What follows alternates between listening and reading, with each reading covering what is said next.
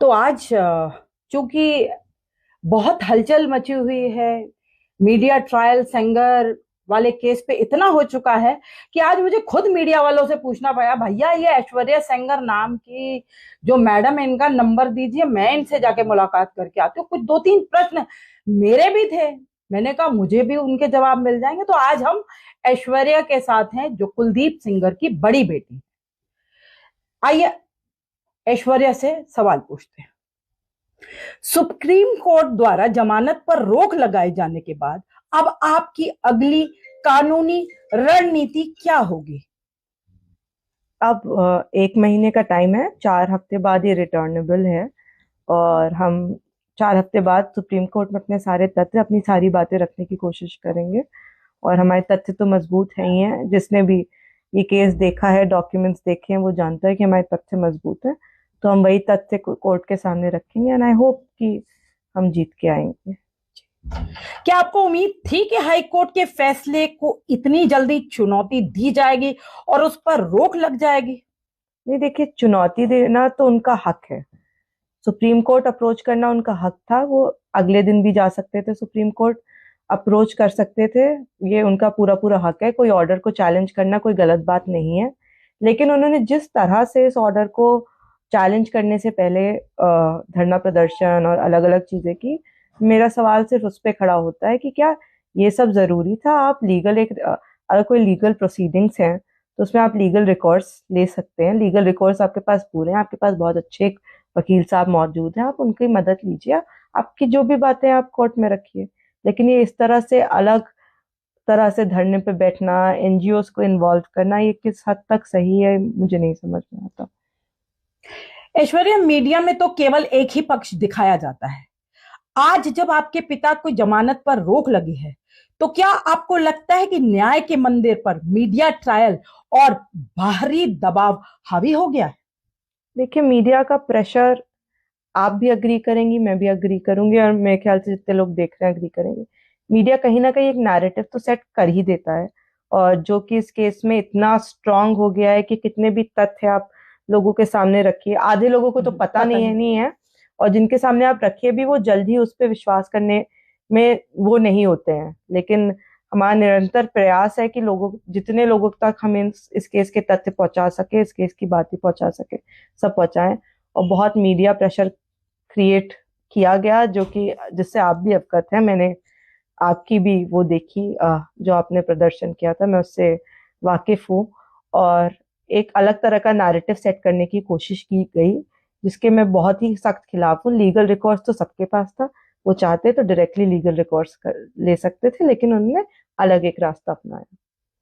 ऐश्वर्या, जब भी आपके परिवार को कानूनी राहत मिलने वाली होती है, तभी शोर क्यों शुरू हो जाता है? क्या आपको लगता है कि यह कोई सुनियोजित साजिश है ताकि तथ्यों को दबाया जा सके? बिल्कुल, आई थिंक जितनी बार कुछ भी ऑर्डर आने वाला हो, या कोई भी ट्रायल चल रहा था हमारा, या इनिशियली इस केस का आप इतिहास उठा के देख लीजिए कि इनिशियल जब एफआईआर हुई है से लेके अभी तक, इन्होंने हर बार लीगल तरह से ना जाके एक अलग रूट अपनाया है। चाहे वो मुख्यमंत्री जी के घर के सामने वो इमोलेशन वाला अटेम्प्ट हो, चाहे वो पूरे ट्रायल के दौरान जब एक्सीडेंट वाला वो था, तब पूरा मीडिया ट्रायल जो हमारा हुआ, जिसमें कि बाय द वे हम डिस्चार्ज हो चुके हैं। हाँ, ये बताइए, बहुत लोग जानना चाहते हैं कि वो एक्सीडेंट जो हुआ था, कह रहे कुलदीप सिंगर ने मरवाया था, तो आप उस पर थोड़ा सा बताएं क्या हुआ था? मैं बिल्कुल इस पे बहुत क्लियरली क्लैरिफाई कर देना चाहती हूँ। सीबीआई, आईआईटी दिल्ली की एक्सपर्ट टीम, सीएसएफएल की एक्सपर्ट टीम, फॉरेंसिक टीम जो की होती है, उसने उस जगह की जांच की और पाया कि वो एक नेचुरल एक्सीडेंट था। और उस मुकदमे में जो हमारे ऊपर लिखा गया था, उसमें हम ऑलरेडी डिस्चार्ज हो चुके हैं। तो इस तरह की बातें करना, अफवाह फैलाना बहुत ही गलत है। और क्या कहते हैं, जो इनके पक्ष से बोल भी ये रहे हैं, इनको भी पता है, लेकिन ये जानबूझ के ये बातें नहीं बताते कि वो उस केस में डिस्चार्ज हो चुके हैं, और एक नैरेटिव सेट करने की कोशिश की जा रही है। क्या आपको लगता है कि जो नियम आम नागरिकों के लिए लागू होते हैं, वे आपके पिता के मामले में बदल दिए जाते हैं?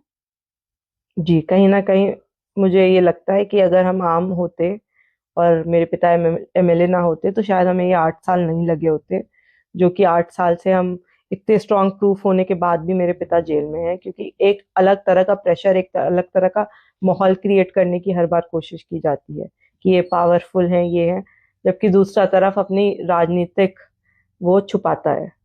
मतलब कुलदीप सेंगर ही सिर्फ पावरफुल है आप कहना चाह रहे हैं, या दूसरी पार्टी जो पीड़िता है उनका परिवार भी ऐसा कुछ है, उनका भी कुछ? देखिए, वो भी एक पॉलिटिकल पार्टी से एफिलिएटेड तो है ही है, और ये खुली न्यूज है, इसमें कोई वो नहीं है। 2022 में इनकी माताश्री विधानसभा का चुनाव लड़ चुकी हैं, तो वो भी पॉलिटिकल लोग हैं। और जी बिल्कुल, बेशक मेरे पिता भी एमएलए थे, लेकिन 8 साल से वो जेल में है। तो क्या ये पॉलिटिकल राइवलरी है? जी बिल्कुल, ये पॉलिटिकल राइवलरी है, जो कि आज से नहीं, सन 2000 से है। और इनके जो चाचा हैं वो एक हिस्ट्री शीटर हैं, और क्या कहते हैं, इन्होंने मेरे चाचा पे अटेम्प्ट टू मर्डर का प्रयास किया था, जिसका इन पे मुकदमा भी चला, सजा भी हुई। तो ये आज से नहीं, तब से चली आ रही राइवलरी है, जिसके बारे में शायद इन लोगों ने या किसी ने मीडिया में चर्चा करने का अभी से पहले सोचा नहीं। 8 साल का समय कोई छोटा नहीं होता। क्या एक बेटी के तौर पर आपको लगता है कि आपके पिता के मानवाधिकारों और उनकी कानूनी अपीलों को केवल उनके नाम और रसूख की वजह से नजरअंदाज किया जा रहा है? देखिए मैम, रसूख कितना है, ये तो अगर किसी आदमी का रसूख होता इतना, तो 8 साल से जेल में नहीं होता।